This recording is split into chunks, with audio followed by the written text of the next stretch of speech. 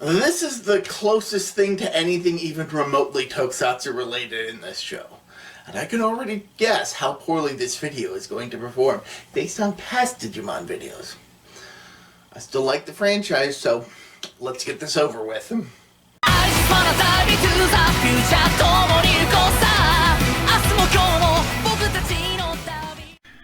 Digimon Universe, Appli Monsters. Hello and welcome to Earth Alien ProtoMet. In the past few years, AI has become a hotly debated topic, specifically with regards to generative AI, none of which are used in this video. Today's video also will not be talking about any of that, but instead I'll be talking about the AI-themed Digimon spin-off, 2016's Digimon Universe, Appli Monsters. In the year 2045, artificial intelligence has reached a point where it borders on surpassing humanity. As a result, AIs begin to be born from apps used in mobile devices. These AI are known as Appli Monsters, or Appmon for short, and they are under attack from a sinister AI known as Leviathan, who seeks to conquer humanity.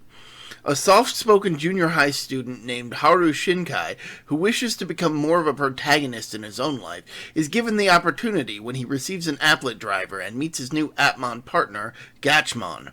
With the help of others selected to use applet drivers, they seek to find a way of saving the online and real worlds from the threat of Leviathan. If I didn't know any better, I'd guess that someone at Bandai came up with the idea for Appli Monsters, and when they went to pitch it, someone else reminded them that Digimon already existed, so they decided to brand it as a Digimon spin-off.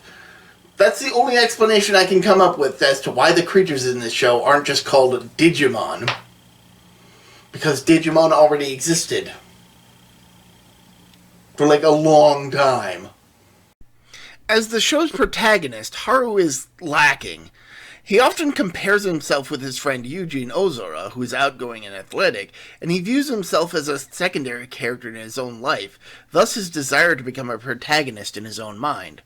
While it is nice that we get a lead protagonist that looks well before leaping, his quiet nature leads him to plead with villainous Appmons to just be nice, and that's pretty annoying. Like, seriously, if asking nicely was gonna work, these villains wouldn't be villains.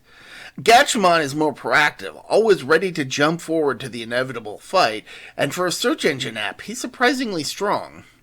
Joining Haru and Gatchmon are the other applet driver users. First is Eri Karen, a young idol who's part of a much larger roster of idols known as Appli 470. Her whole outward personality is brazen and outspoken, and somewhat demanding. But under the surface, she's actually a pretty normal girl. Her partner is the fighting game Appmon, Dokemon, who, akin to Eri's catchphrase, packs an explosive punch. There's also Torajiro Asuka, known to his Apptuber fans as Astra, a boy of noble upbringing who is always excited to stream personal challenges to his adoring fan. It kind of feels like the writers conflated YouTubers with Twitch streamers and made Astra into a Logan or Jake Paul-esque character, but it's not wholly an inaccurate approximation of more modern streamer trends. His partner is a similarly excitable Musamon, who totally matches Astra's vibe. Behind the scenes lurks the hacker Rei Katsura, a shady guy who's completely willing to use the others to his own ends to find what he's looking for in the world of the Appmons. Rei actually has the best plotline in the whole show and ends up being a standout character despite his tendency to skulk in the background. His partner is the similarly quiet Hackmon, who reveals as much about himself as this sentence does. Not very much. Early on in the series, the kids not only battle the Appmons that have been corrupted by Leviathan and his minions, but they quickly find themselves with the task of finding the 7-code Appmons, which, when brought together, can open the door to the deep web, allowing them to get closer to finding and stopping Leviathan. This means that they have to battle a lot of otherwise unrelated Appmons in their search, which results in a team collecting a lot of chips that the purified Appmons reside in. And they can even combine abilities to power up their partners, at least until the show decides to just have them combine with certain Appmons to, for lack of a better term, digivolve to the next level. But once the partners begin reaching these higher forms, the other Appmons that show up end up getting shoved to the side and completely forgotten about, especially after they find all 7-code Appmons. After that, it doesn't really feel like beating the random corrupted Atmons really matters all that much, as the major villains start popping in to be more pressing and dangerous threats that just grow more and more menacing as the series and their level progress. Hell, the final evolution stage for the Atmons aren't even revealed until the very last story arc, so way to market your product. And to be completely honest, I really didn't care to pay attention for most of my watch session this go around. I'd already watched the show before and recalled some of the more important plot points, but I couldn't be bothered to remember much else.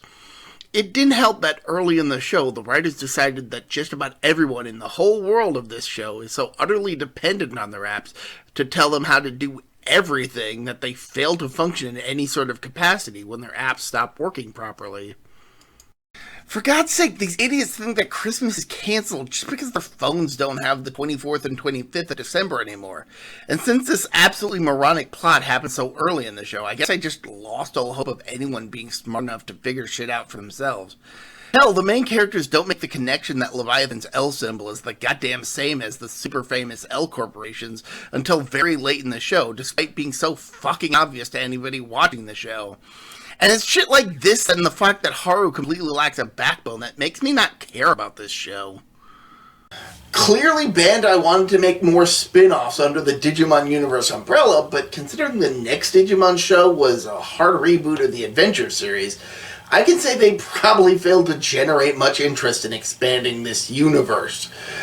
Maybe it's because the discussion regarding AI has shifted so drastically in a different direction than this show predicted, but I don't feel this show has held up very well. Until next time, I'm ProtoMet. See ya.